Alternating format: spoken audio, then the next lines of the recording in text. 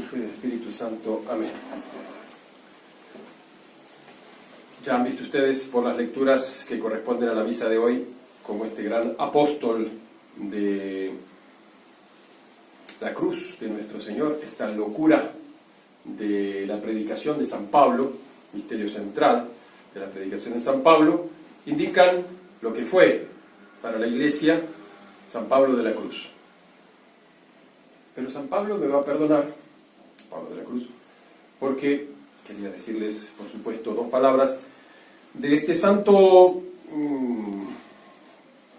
cuyo honor tengo de llevar su nombre, porque para nuestras épocas, para estos últimos tiempos, su doctrina, su espiritualidad, es decir, la compilación, el resumen que él hizo de la doctrina a la Santísima Virgen y sobre todo sus conclusiones prácticas o su conclusión práctica, el lado práctico que le dio a la devoción San Luis María, son como una tabla de salvación para este mundo que pareciera necesita de la intervención de la Madre para que lleguemos al Hijo. San Luis no hizo más que predicar la doctrina católica sobre la devoción a la Santísima Virgen. Como que, habiendo comprendido bien, leído mucho y hecho una síntesis de los santos padres, de la tradición, de la doctrina de la Iglesia, la compiló, la predicó, porque él era un gran predicador, él era un apóstol. Pero un apóstol tiene que tener justamente su formación. Y él tenía formación, hizo un seminario. Y una gracia especial de traducirla en un lenguaje que no solamente muestra, porque la obra principal es el Tratado de la Verdadera Devoción. Ya el título nos dice todo. Si hay una verdadera devoción, la católica, es que puede haber otras falsas. Entonces, él se dedicará a, digamos, combatir, a rechazar, a convencer los falsos doctores, los falsos devotos de la Virgen. Pero esta devoción, este título, que resume entonces la devoción, primero, decíamos, lo que hace es mostrar los fundamentos de la verdadera devoción. Las razones teológicas, los dogmas marianos, lo que llamamos hoy día grandes dogmas marianos. Entonces, dados los cuales, saca las conclusiones prácticas con una facilidad, con una naturalidad, con una lógica que uno no se puede, que alguien o que nadie se puede resistir. Y es aquello que siempre decimos, no se puede ser católico sin ser devoto de la Virgen.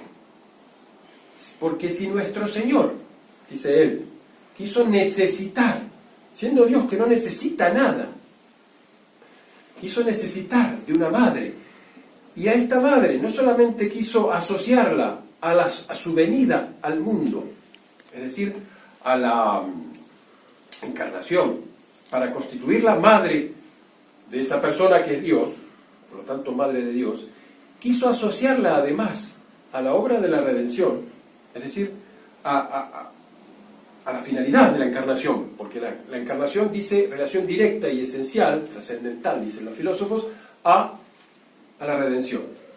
Nuestro Señor quiso tomar un cuerpo, Dios quiso que su Hijo tomara un cuerpo capaz de sufrir y de morir.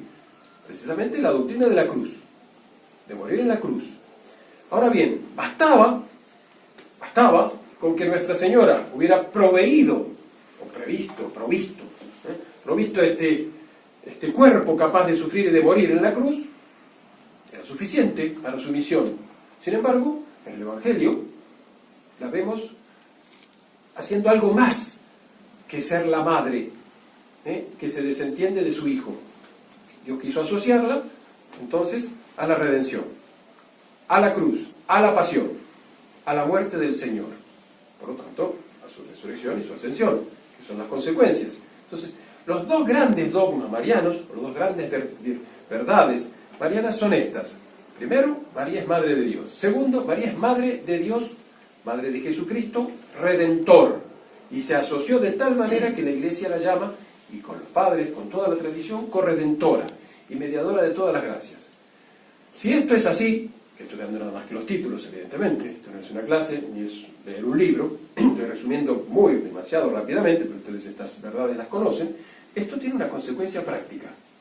Primero, que la Iglesia la venera, entonces no solamente como Madre de Dios, como corredentora, sino como mediadora de todas las gracias. Y ella es tan necesaria al cristiano como lo fue para Jesucristo, por voluntad de Dios. Y es necesaria no solamente para la venida al mundo del cristiano, toda gracia de nacimiento a la gracia pasa por ella, sino además de la consecución de esas gracias, de la adquisición y de la aplicación, o sea, de la distribución de esas gracias. Por lo tanto, ella es necesaria para santificarse, para hacerse cristiano, para vivir como cristiano.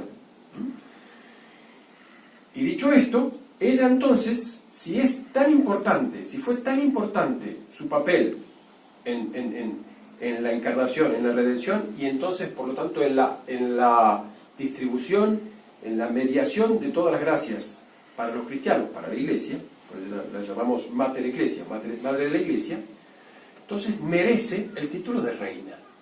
Tiene un título de realeza. Porque si ella es Madre de Dios, decimos, asociada a Cristo cabeza, a Cristo Dios, Madre de Dios. Después, asociada a la redención, es decir, corredentora. Por lo tanto, esos son los dos títulos de la realeza de Cristo. Por lo tanto, ella también es reina. Y merece nuestra sumisión, nuestro vasallaje, nuestros honores, nuestro tratamiento, y por lo tanto nuestra sumisión a su reinado.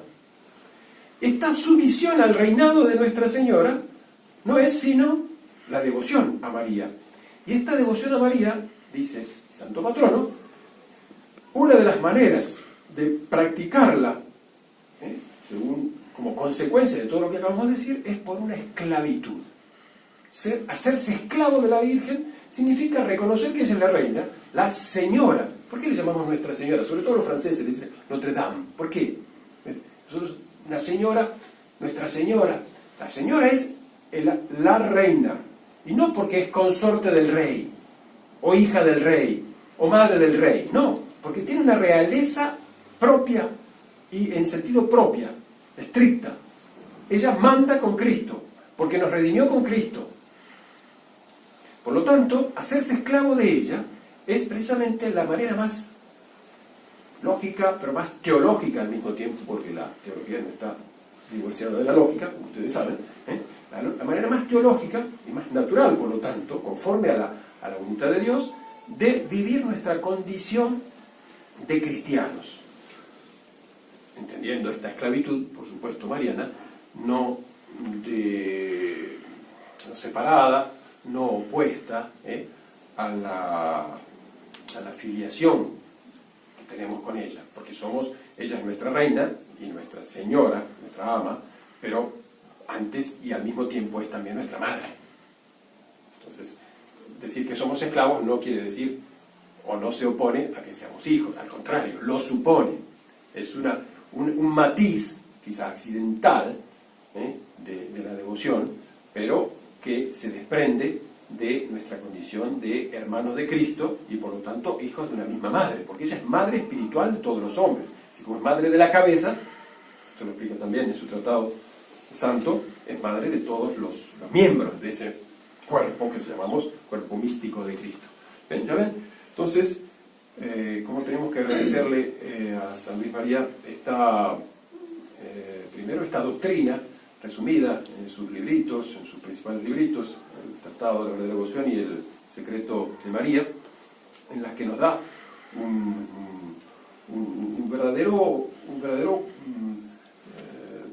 la verdadera doctrina de la devoción a Nuestra Señora, pero no solamente la doctrina, sino también una vía, un modo práctico de poner justamente en obra esa condición que tenemos de hijos y de esclavos, cuya perfección, explica, es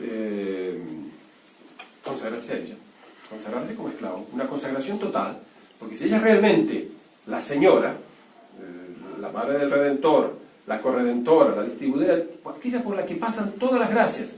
Ella cita, por ejemplo, a San Bernardo, que dice que si nuestro Señor es el cuello, perdón, al revés, que si nuestro Señor es la cabeza, María, Nuestra Señora, es el cuello por la que pasa toda la influencia y la eficacia santificadora de la redención pasa, nos viene de la cabeza, por supuesto, de Cristo, de su sacrificio, del Hijo de Dios, pero pasa por el cuello. Por lo tanto, nosotros no tenemos que estar unidos a ese cuello, porque es el que nos hace estar unidos a la cabeza, como el cuerpo.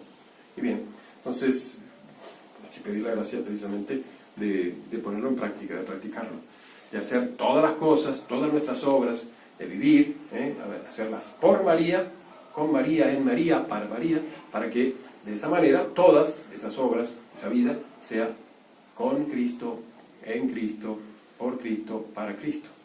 Ya ven, es una vida de filiación mariana o esclavitud mariana.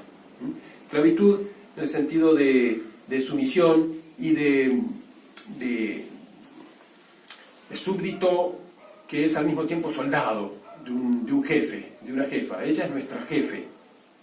Válganos esta manera de hablar, ¿no? Porque no solamente es la madre, pero una madre que hoy día está y se pone al frente del ejército de su hijo. Hay un combate, y este combate, bueno, tiene su jefe. Nuestro Señor es el rey y es el principal jefe, pero también ha querido que su madre sea la generala de los ejércitos, porque si ella es la reina de los ángeles, la reina de los mártires, la reina de los confesores, aquellos que han luchado por Cristo, justamente cómo será nuestra reina, y nosotros también no estaríamos sometidos a su mandato, a su gobierno, a su jefatura, y por lo tanto alistados debajo de su bandera. Ella que es la guerrera, ¿en qué sentido? Que combatió con Satanás y lo arrastró, le arrastró la cabeza. Lo vemos, la Inmaculada. Pero la Inmaculada no es solamente esa imagen tan bonita que veneramos,